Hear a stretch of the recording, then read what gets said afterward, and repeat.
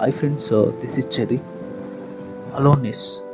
ತುಂಬ ಜನ ಒಂಟಿಯಾಗಿರೋದಕ್ಕೆ ಭಯ ಪಟ್ಕೊಳ್ತಾರೆ, ಹಾಗೆ ಒಂಟಿಯಾಗಿರೋದಕ್ಕೆ ಇಷ್ಟಪಡಲ್ಲ, ಹೊಂದ್ಕೊಳ್ಳೋಕ್ಕೆ ಟ್ರೈ ಮಾಡ್ತಾರೆ. ಮಿಂಗಲ್ ಆಗೋದಕ್ಕೆ ಟ್ರೈ ಮಾಡ್ತಾರೆ. ಬಟ್ ದ ಫ್ಯಾಕ್ಟ್ ಈಸ್, ಒಂಟಿತನನೇ ಶಾಶ್ವತ, ಸೊ ನಿಶ್ಚಿತವೂ ಕೂಡ. ಯಾಕಂದರೆ ಕೊನೆಗೆ ನಾವು ಹೋಗಬೇಕಾಗಿರೋದು ಒಬ್ಬರೇ.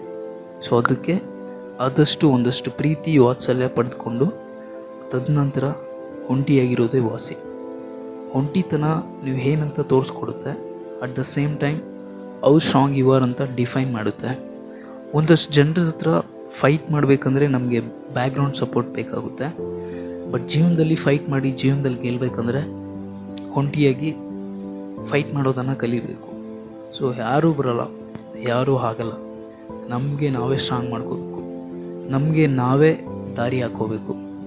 ನಿಧಾನವೇ ಆಗಲಿ ಪ್ರಧಾನವಾಗಿ ಗುರಿ ಮುಟ್ಟಬೇಕು. ಸೊ ನಿಮಗೆಲ್ಲ ಅನಿಸ್ಬೋದು, ಪ್ರೀತಿ ಇದ್ದರೆ ಸಾಕು, ನಮಗೇನು ಅಲೋನ್ ಅನಿಸಲ್ಲ ಅಂತ. ಬಟ್ ಕೆಲವೊಂದು ಸರಿ ಪ್ರೀತಿ ಪ್ರೇಮ ಎಲ್ಲ ಸ್ಕ್ಯಾಮ್ಸ್ ಅಂತ ಅನಿಸುತ್ತೆ. ಸೊ ಈಗ ಮನುಷ್ಯರನ್ನ ನಂಬಿ ಪ್ರೀತಿ ಮಾಡ್ತಿಲ್ಲ, ಭಾವನೆಗಳನ್ನ ನಂಬಿ ಪ್ರೀತಿ ಮಾಡ್ತಿರೋದು. ಸೊ ಭಾವನೆಗಳು ಯಾವತ್ತಿದ್ರೂ ಚೇಂಜ್ ಆಗ್ಬೋದು. ಸೊ ಇಲ್ಲಿ ಯಾರೂ ಕೂಡ ನಿಯತ್ತಾಗಿಲ್ಲ. ಸೊ ಕೊನೆಗೆ ನಾವು ಒಬ್ಬಂಟಿನಿಂದ ನಿಶ್ಚಿತವಾದಲ್ಲಿ ಇನ್ನೊಬ್ಬರ ಪ್ರೀತಿಗೆ ನಿರೀಕ್ಷೆ ಮಾಡುವುದು ದೊಡ್ಡ ತಪ್ಪಾಗುತ್ತದೆ.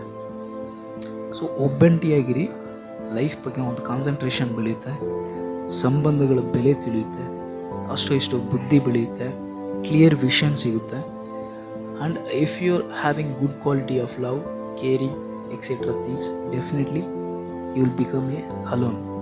So don't worry, just appreciate your self, how good you are ಅಂತ. And just fuck them, they don't deserve you enough. So finally, ಏನಕ್ಕೂ ಯಾವುದಕ್ಕೂ ಹೆದರಬೇಡಿ. just stand like a pillar, be a role model to others, develop yourself, and if you feel like you are rebel, just be alone.